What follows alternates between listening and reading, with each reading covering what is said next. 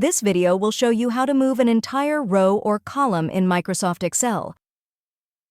Select a row or column. Hover your cursor over the border of the selection. The cursor will change into a move pointer.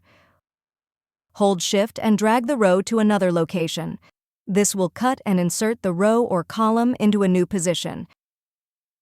Select a row. The cursor will change into a move pointer. Hold Shift and drag the row to another location. You can also move rows with commands.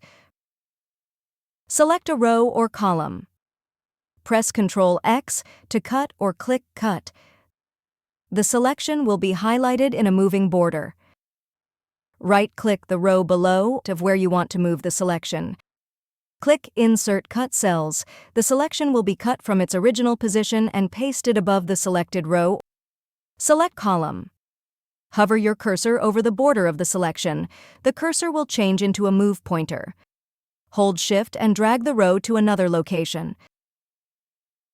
Press Ctrl X to cut or click Cut. Right-click column to the right of where you want to move the selection. Click Insert Cut Cells. The selection will be cut from its original position and pasted to the left of the selected column. If you found this video helpful, please click the like button and subscribe to our channel for even more helpful tutorials.